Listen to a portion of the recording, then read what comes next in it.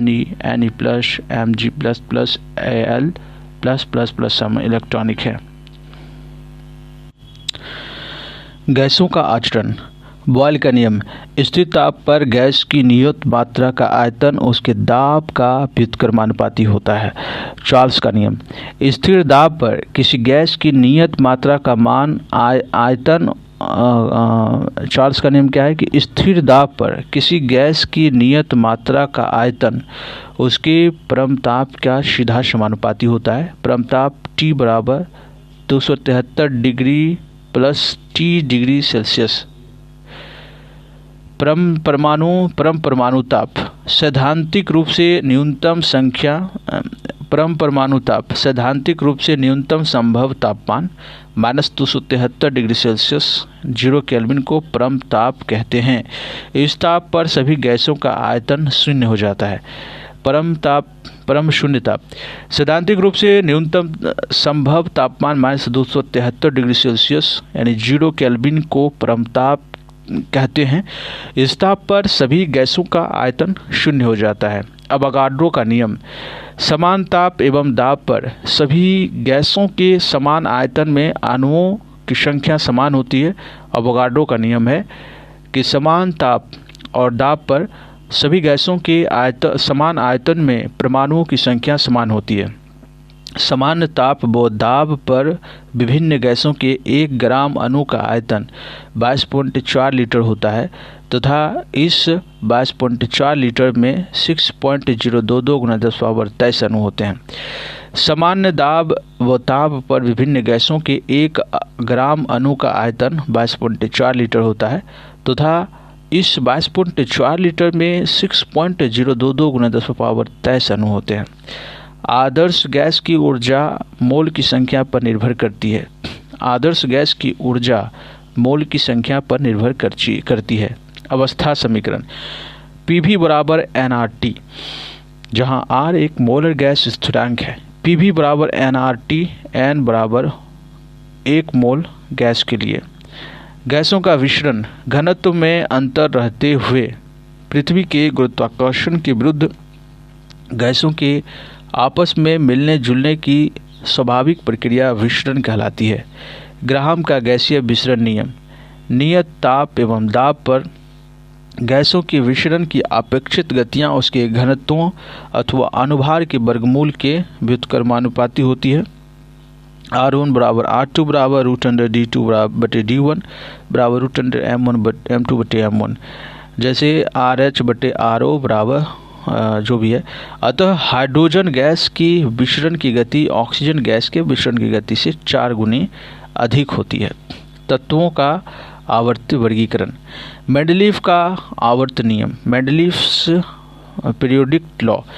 19वीं शताब्दी के मध्य में रशियन वैज्ञानिक D.I. मेंडलीव ने तत्वों 1869 ईस्वी में तत्वों तथा उनके यौगिकों के तुलनात्मक अध्ययन से एक नियम प्रस्तुत किया जिसे मेंडलीव का आवर्त नियम कहते हैं।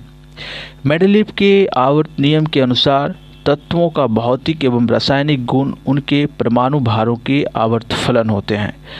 मेंडलीव द्वारा बनाई गई आवर्त सारणी में 9 वर्ग और 7 आवर्त थे। मेंडलीव ने उस समय तक ज्ञात सभी तत्वों के शामिल करने के अतिरिक्त बहुत से अज्ञात तत्वों के लिए स्थान रिक्त रखे थे।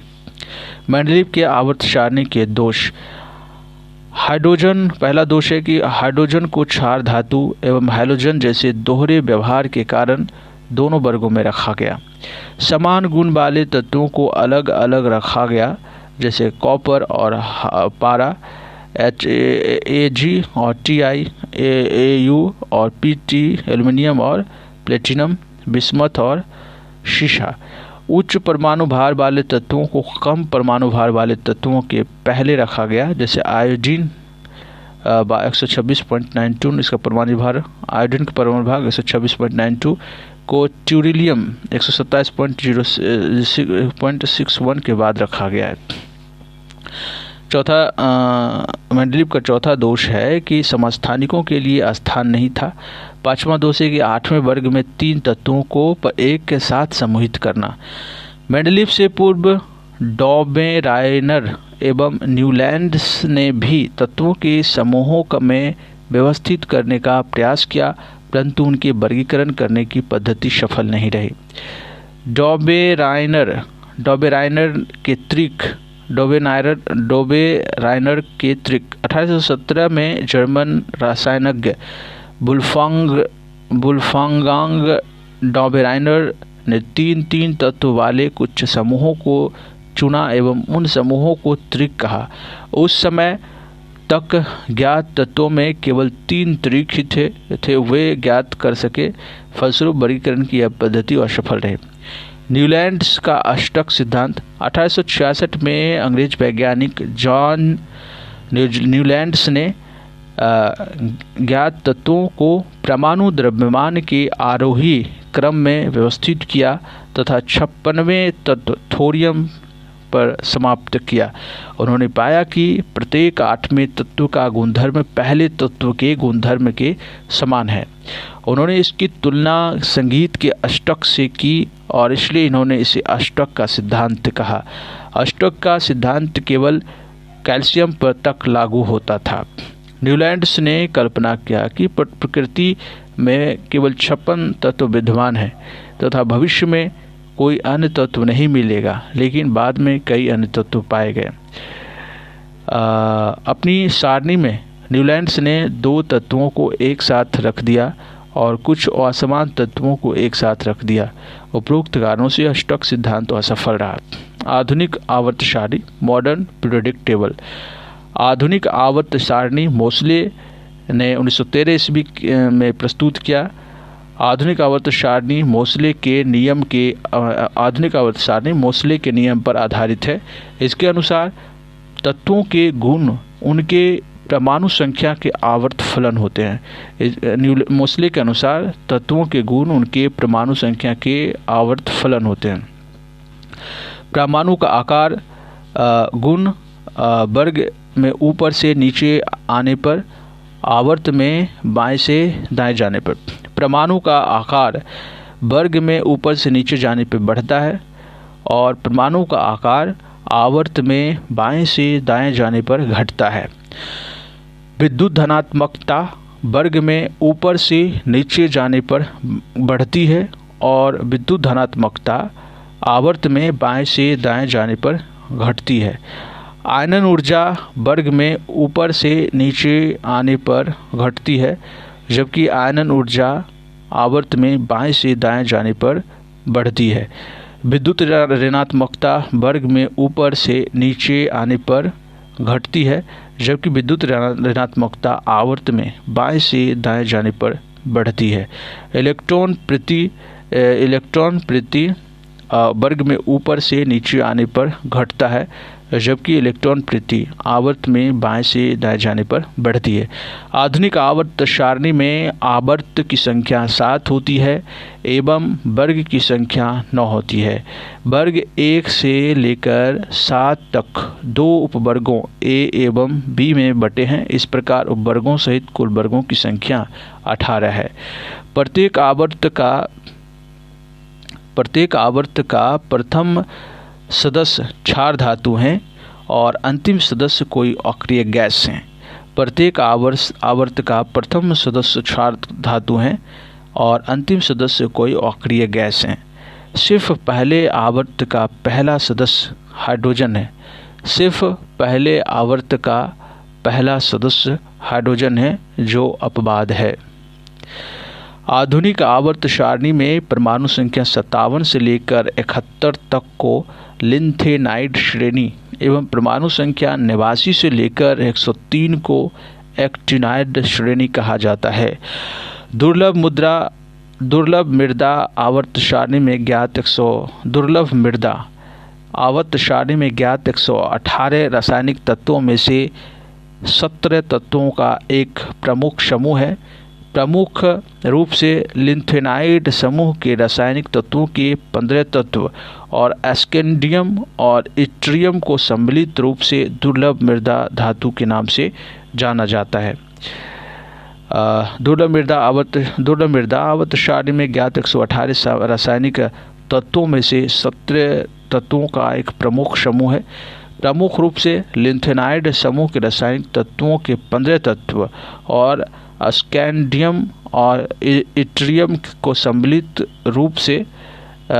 रूप में दुर्लभ मृदा धातु के नाम से जानते हैं।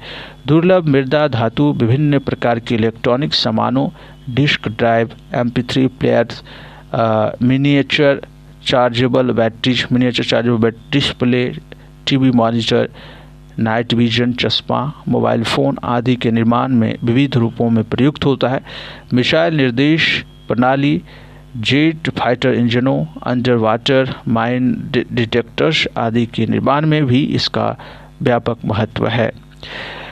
वैश्विक स्तर पर दुर्लभ मृदा निक्षेपों या भंडारों के मामले में चीन प्रथम स्थान पर है। वैश्विक स्तर पर दुर्लभ मृदा निक्षेपों या भंडारों के मामले में चीन प्रथम स्थान पर है। उसके बाद क्रमशः ब्राज़ील, ऑस्ट्रेलिया, भारत, अमेरिका एवं ब्राज़ील का स्थान है। आयनन विभव ऊर्जा की वह न्यूनतम मात्रा है जो तत्व की एक गैसीय परमाणु की बाह्यतम कक्षा से एक इलेक्ट्रॉन को निकाल बाहर करने के लिए आवश्यक है। इलेक्ट्रॉन बंधुता, जब उदासीन परमाणु एक इलेक्ट्रॉन ग्रहण करता है तो उसके फलस्वरूप उत्पन्न ऊर्जा को इलेक्ट्रॉन बंधुता कहते हैं। वर्ग 7 का ए के तत्वों की इलेक्ट्रॉन बंधुता उच्च होती है। वर्ग 7 ए के तत्वों की इलेक्ट्रॉन बंधुता उच्च होती है। सबसे अधिक इलेक्ट्रॉन बंधुता क्लोरीन की होती है। विद्युत ऋणात्मकता, किसी तत्व की परमाणु की वह क्षमता जिससे वह साझेदारी की इलेक्ट्रॉन जोड़ी को अपनी ओर खींचता है, उसे उस तत्व की विद्युत ऋणात्मकता कहते हैं। E बराबर आयनन विभव प्लस इलेक्ट्रॉन बंधुता बटे 5.6। फ्लोरीन की विद्युत ऋणात्मकता सबसे अधिक होती है। निष्क्रिय गैसों का गलनांक निम्न होता है, वहीं वर्ग 4 ए के तत्वों का गलनांक उच्चतम होता है। निष्क्रिय गैसों का गलनांक निम्न होता है, वहीं वर्ग 4 ए के तत्वों का गलनांक उच्चतम होता है। रासायनिक बंधन, इलेक्ट्रॉनों के पुनर्वितरण के फलस्वरूप बने बंधन को परमाणु बंधन कहते हैं। परमाणु बंधन 3 प्रकार के होते हैं: वैद्युत संयोजी बंधन, सहसंयोजी बंधन और उपसहसंयोजी बंधन। वैद्युत संयोजी बंधन, जब बंध का निर्माण इलेक्ट्रॉन के हस्तांतरण के द्वारा होता है तो उसे वैद्युत संयोजी बंध कहते हैं। आयनिक यौगिक यौगिक ध्रुवीय घोल में प्रायः घुलनशील होती है। वह घोलक जिनका प्रावैद्युत स्थिरांक उच्च होता है ध्रुवीय घोलक कहलाता है, जैसे जल। द्रव्यनांक एवं क्वथनांक उच्च होते हैं। तीसरा है कि आयनिक यौगिक का जलीय घोल विद्युत का सुचालक होता है। आयनन की मात्रा प्रायः उच्च होती है आयनिक यौगिक में। नोट: जालक ऊर्जा किसी रवा के आयनों को एक दूसरे से अनंत दूरी तक अलग करने के लिए आवश्यक ऊर्जा जालक ऊर्जा कहते हैं। जालक ऊर्जा, किसी रवा के आयनों को एक दूसरे से अनंत दूरी तक अलग करने के लिए आवश्यक ऊर्जा को जालक ऊर्जा कहते हैं। सहसंयोजी बंधन, जब 2 सदृश्य या अदृश्य परमाणु अपनी बाह्यतम कक्षा के इलेक्ट्रॉनों का आपस में साझा करके संयोग करते हैं तब उनके बीच स्थित बंध को सहसंयोजक बंधन कहते हैं। सहसंयोजी यौगिक के गुण, सहसंयोजिक बंधन दृढ़ और दिशात्मक होता है, अतः वे विभिन्न समस्थानिक अवस्था में रहते हैं। वो त्रिविमीय सहायता करते हैं। सहसंयोजी यौगिक आणविक रूप में रहते हैं, न कि आयनिक रूप में। इस कारण ये घोल की अवस्था में विद्युत के कुचालक होते हैं। ताप दाब की समान अवस्था में ये प्रायः गैस, बाष्पशील द्रव एवं मुलायम ठोस पदार्थ होते हैं। सहसंयोजी यौगिक के चौथा गुण है कि सहसंयोजी यौगिक का द्रव्यनांक एवं क्वथनांक निम्न होता है। सहसंयोजी यौगिक के गुण का 5वां है कि ध्रुवीय घोलकों में प्रायः अघुलनशील किंतु अध्रुवीय घोलकों में प्रायः घुलनशील होता है। विद्युत ऋणात्मकता एवं बंध की प्रकृति, पहला है कि विद्युत ऋणात्मकता एवं बंध की बंध की प्रकृति। जब दो परमाणुओं की विद्युत ऋणात्मकता के बीच काफ़ी अंतर हो तब उनके बीच बंधन आयनिक होगा। जब दो परमाणुओं की विद्युत ऋणात्मकता के बीच अंतर हो तब बंधन ध्रुवीय सहसंयोजक होगा। जब दो परमाणुओं के विद्युत ऋणात्मक के बीच अंतर शून्य के बराबर होगा तब सहसंयोजक बंधन बनेगा। उपसहसंयोजक बंधन ऐसा बंधन जो दो परमाणुओं के बीच एक इलेक्ट्रॉन जोड़ी की साझेदारी से बनता है, किंतु साझेदारी का इलेक्ट्रॉन जोड़ी सिर्फ एक ही परमाणु द्वारा प्रदत्त होती है। उपसहसंयोजी बंधन में जो परमाणु इलेक्ट्रॉन जोड़ी प्रदान करता है उसे प्रदाता कहते हैं और जो परमाणु इलेक्ट्रॉन जोड़ी को स्वीकार करता है उसे स्वीकारक कहते हैं। जैसे H2SO4 के निर्माण में इलेक्ट्रॉन की निर्जन जोड़ी, इलेक्ट्रॉन का वह जोड़ा जो सहसंयोजक बंध के निर्माण में भाग नहीं लेता है उसे ही इलेक्ट्रॉन का निर्जन जोड़ा कहते हैं। जैसे जल के निर्माण में ऑक्सीजन के पास और अमोनिया के निर्माण में नाइट्रोजन के पास क्रमशः दो जोड़ी एवं एक जोड़ा इलेक्ट्रॉन शेष रह जाता है जिसका साझा किसी भी परमाणु के साथ नहीं होता। NH4Cl में आयनी सहसंयोजी एवं उपसहसंयोजी आबंध है।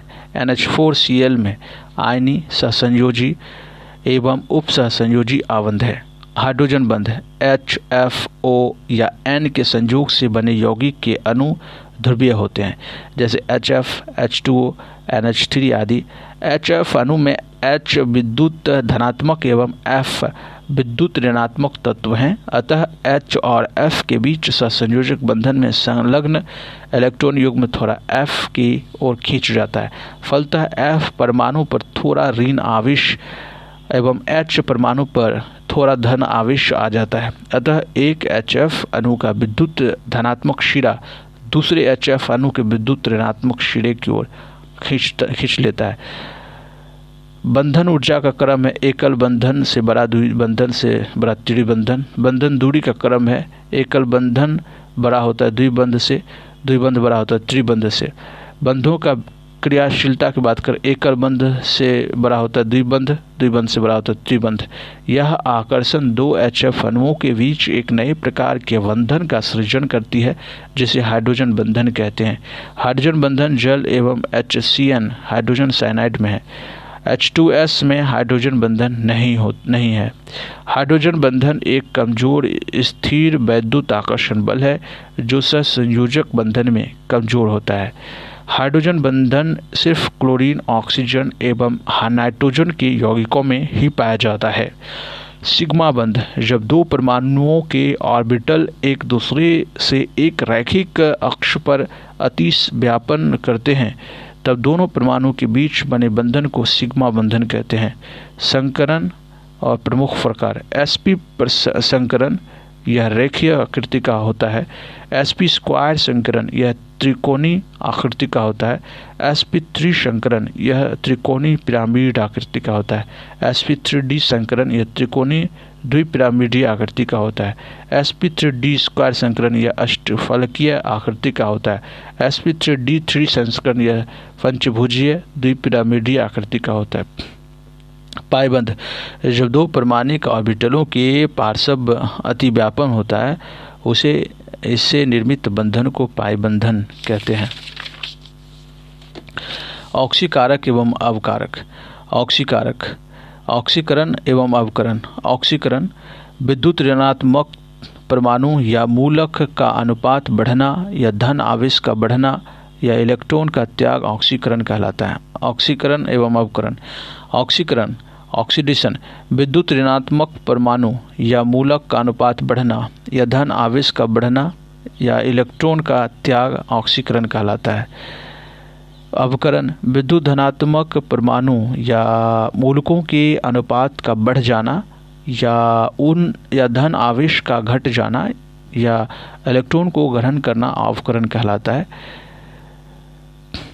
रेडॉक्स अभिक्रिया ऑक्सीकरण अवकरण की क्रियाएं साथ साथ होती हैं, अर्थात जब एक पदार्थ इलेक्ट्रॉन त्याग करता है तो दूसरा उसे ग्रहण करता है, इसे ही रेडॉक्स अभिक्रिया कहते हैं। अवकारक जिस पदार्थ का ऑक्सीकरण होता है अर्थात जो पदार्थ इलेक्ट्रॉन का त्याग करता है उसे अवकारक कहते हैं। कुछ अवकारक अवकरण हैं H2CO, H2S, SO2, C, SnCl2 आदि। ऑक्सीकारक ऑक्सीडेशन एजेंट या ऑक्सीडेंट जिस पदार्थ का अवकरण होता है अर्थात जो पदार्थ इलेक्ट्रॉन ग्रहण करता है ऑक्सीकारक कहलाता है। कुछ प्रमुख ऑक्सीकारक हैं oxygen, O3, ozone, H2O2, HNO3, KMNO4, K2Cr2SO7 आदि। ऑक्सीकारक एवं अवकारक दोनों जैसा आचरण करने वाला पदार्थ है hydrogen sulphide H2S, hydrogen peroxide H2O2, sulphur dioxide SO2, nitrous oxide HNO2 आदि है जो ऑक्सीकारक एवं अवकरण दोनों जैसे व्यवहार करते हैं। ऑक्सीकरण संख्या। किसी तत्व की ऑक्सीकरण संख्या वह संख्या है जो किसी अणु या आयन में उस परमाणु पर आवेशों की संख्या को बताती है। यदि उस अणु या आयन से शेष सभी परमाणुओं को संभावित आयनों के रूप में अलग कर दिया जाए तो Mn की ऑक्सीकरण संख्या KMnO4 में होगी। अतः KMnO4 में Mn की ऑक्सीजन संख्या 7 है। ऑक्सीकारक वह पदार्थ जो किसी दूसरे पदार्थ की ऑक्सीकरण संख्या बढ़ा देता है, ऑक्सीकारक कहलाता है। अवकरण वह पदार्थ जो किसी दूसरे पदार्थ की ऑक्सीकरण संख्या को घटा देता है, अवकारक कहलाता है। ऑक्सीकरण वह अभिक्रिया जिसमें किसी पदार्थ की ऑक्सीकरण संख्या का मान बढ़ जाता है।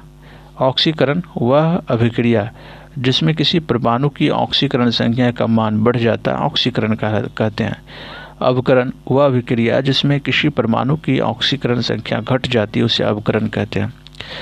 अम्ल, भस्म एवं लवण। अम्ल एसिड। अम्ल वे यौगिक पदार्थ हैं जिसमें हाइड्रोजन प्रतिस्थाप्य के रूप में रहता है।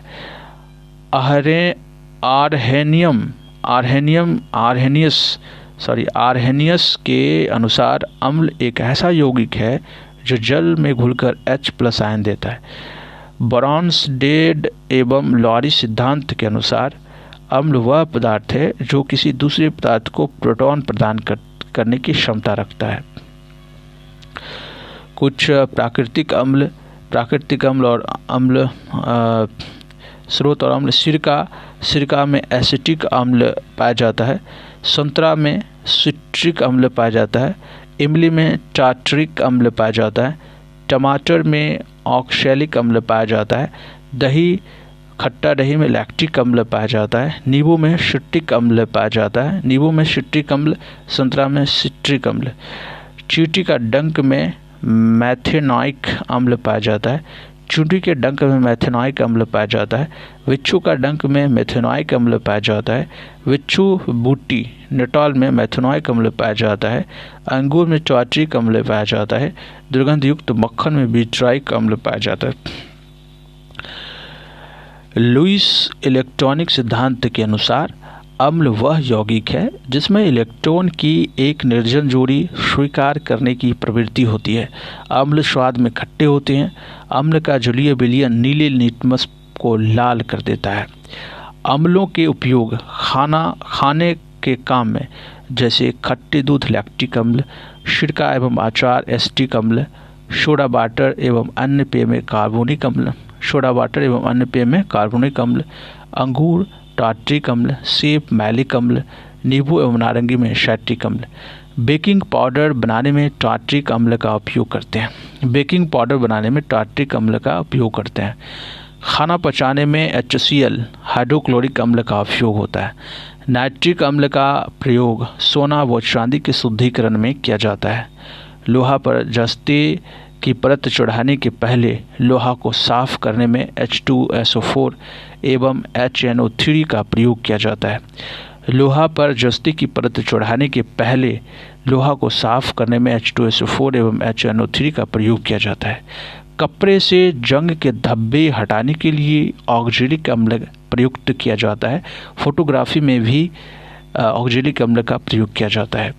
कुछ अम्लों की प्रबलता घटते क्रम में HCl में अम्लों की प्रबलता सबसे अधिक है, उसके बाद HCl सबसे ज़्यादा, उसके बाद HNO3, उसके बाद H2SO4, उसके बाद CH3COOH। अम्लराज यह 3:1 के अनुपात में शांत हाइड्रोक्लोरिक अम्ल एवं शांत नाइट्रिक अम्ल का ताज़ा मिश्रण होता है। यह सोना एवं प्लैटिनम को गलाने में समर्थ है। अम्लराज सोना एवं प्लैटिनम को गलाने में समर्थ है। हाइड्रोक्लोरिक अम्ल HCl का एक नया नाम प्यूरिएटिक अम्ल है, यह खनिज अम्ल भी है। हाइड्रोक्लोरिक अम्ल HCl का एक अन्य नाम प्यूरिएटिक अम्ल है, यह खनिज अम्ल भी है। हाइड्रोफ्लोरिक अम्ल HF में कांच घुलनशील होता है। हाइड्रोफ्लोरिक अम्ल HF में कांच घुलनशील होता है। बेंजोइक अम्ल दवा बनाने के काम में आता है। भस्म ऐसा यौगिक जो अम्ल से प्रतिक्रिया कर लवण एवं जल देता है, भस्म कहलाता है। ब्रॉन्स्टेड लॉरी के सिद्धांत के अनुसार वह यौगिक जिसमें प्रोटॉन ग्रहण करने की क्षमता हो, भस्म कहलाता है। लुईस इलेक्ट्रॉनिक सिद्धांत के अनुसार वह यौगिक जिसमें इलेक्ट्रॉन की एक निर्जन जोड़ी प्रदान करने की क्षमता होती है, भस्म कहलाता है। भस्म ऐसी यौगिक जो अम्ल को प्रतिक्रिया कर लवण एवं जल देता है, भस्म कहलाता है। ब्रॉन्स्टेड लॉरी के सिद्धांत के अनुसार वह यौगिक जिसमें प्रोटॉन ग्रहण करने की क्षमता हो, भस्म कहलाता है। लुईस इलेक्ट्रॉनिक सिद्धांत के अनुसार वह यौगिक जिसमें इलेक्ट्रॉन की एक निर्जन जोड़ी प्रदान करने की क्षमता होती है, भस्म कहलाता है। भस्म 2 प्रकार के होते हैं। जल में विलय भस्म, वैसा भस्म जो जल में विलय हो क्षार कहलाता है। यह लाल लिटमस पत्र को नीला कर देता है तथा स्वाद में कड़वा होता है, जैसे potassium hydroxide KOH, sodium hydroxide NaOH आदि। जल में अविलय भस्म, ये अम्ल के साथ प्रतिक्रिया कर लवण एवं जल बनाते हैं, लेकिन क्षार के अन्य गुण प्रदर्शित नहीं करते हैं, जैसे ZNO, COOH2, FeO, Fe2O3 आदि। कुछ प्रमुख भस्मों के उपयोग। Calcium hydroxide CaOH2। Calcium hydroxide का उपयोग घरों में चूना पोतने में होता है। कैल्शियम हाइड्रोक्साइड का उपयोग गारा एवं प्लास्टर बनाने में होता है। कैल्शियम हाइड्रोक्साइड का उपयोग ब्लीचिंग पाउडर बनाने में होता है। कैल्शियम हाइड्रोक्साइड का उपयोग चमड़ा के ऊपर का बाल साफ करने में होता है। कैल्शियम हाइड्रोक्साइड का उपयोग जल को मृदु बनाने में होता है। कैल्शियम हाइड्रोक्साइड अम्ल का उपयोग अम्ल के जलन पर मरहम पट्टी करने में होता है। कास्टिक सोडा या सोडियम हाइड्रोक्साइड NaOH का प्रयोग। कास्टिक सोडा या सोडियम हाइड्रोक्साइड से साबुन बनाने में प्रयोग होता है। पेट्रोलियम साफ करने में कास्टिक सोडा का उपयोग किया जाता है। कास्टिक सोडा या सोडियम हाइड्रोक्साइड का उपयोग दवा बनाने में होता है, कपड़ा एवं कागज़ बनाने में होता है, कारखानों को साफ करने में होता है। मिल्क ऑफ मैग्नीशिया या मैग्नीशियम हाइड्रोक्साइड MgOH2 पेट की अम्लीयता को दूर करने में मिल्क ऑफ मैग्नीशिया या मैग्नीशियम हाइड्रोक्साइड का प्रयोग किया जाता है। लवण सॉल्ट, अम्ल एवं भस्म की प्रतिक्रिया के फलस्वरूप लवण एवं जल का निर्माण होता है। NaOH + HCl = NaCl + H2O। कुछ प्रमुख लवणों के उपयोग। साधारण नमक या सोडियम क्लोराइड खाने के रूप में एवं अचार के परिरक्षण में इसका उपयोग होता है। खाने का सोडा या सोडियम बाइकार्बोनेट NaHCO3 पेट की अम्लीयता को दूर करने एवं अग्निशामक यंत्रों में खाने का सोडा या सोडियम बाइकार्बोनेट का प्रयोग किया जाता है। धोवन सोडा या सोडियम कार्बोनेट Na2CO3 10H2O। धोवन सोडा या सोडियम कार्बोनेट Na2CO3 10H2O। कपड़ा धोने में धोवन सोडा या सोडियम कार्बोनेट का